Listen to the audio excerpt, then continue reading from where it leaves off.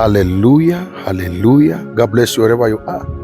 Mimi rafiki yako mtumishi wa Mungu Evangelist Daniel Joshua kutoka maskani ya Mungu na watu wake Goba Center, Dar es Salaam. Kama unavyoona, Mungu alinipa neema ya kumalizia maombi yangu ya mwezi mzima katika mlima Sinai ama mlima Horebu, mahali ambapo Mungu alikuwa anakutana na Musa, mahali ambapo Mungu alimpa Musa zile amri 10 na ule utume mkubwa ambao Mungu alimwamini Musa kwao.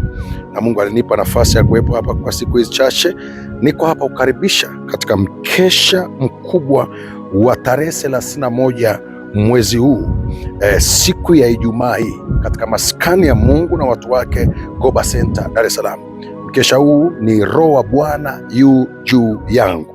Katika mkesha huu Bwana ataachia neno lake utakalokuvusha kutoka hatua moja kwenda hatua nyingine, lakini wakati ambao Mungu analihamisha kanisa lake kwenda kwenye msimu mpya, utapokea neno ambalo litabadilisha kizazi chako na watoto wako.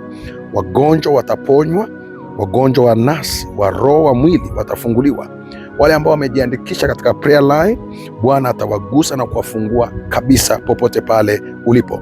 Katika mkesha huu historia za watu wengi zitabadilika, vizazi vyao vitafunguliwa na watakuwa watu wa kawaida kabisa. Wewe ni miongoni mwa watu waliopata neema katika nyakati hizi kushuhudia mtembeo mkubwa wa nguvu za Mungu katika ishara ajabu na udhihirisho kamili wa utukufu wake katika nyakati za mwisho. Mungu akubariki sana. Fika bila kukosa Ijumaa hii kuanzia saa 12 jioni mpaka asubuhi, maskani ya Mungu na watu wake. Waliye nje ya nchi, wako wanaosafiri kutoka nchi mbalimbali mikoani kufika katika mkesha huu, na maisha yako yatakuwa ya kawaida. God bless you, love you and shalom.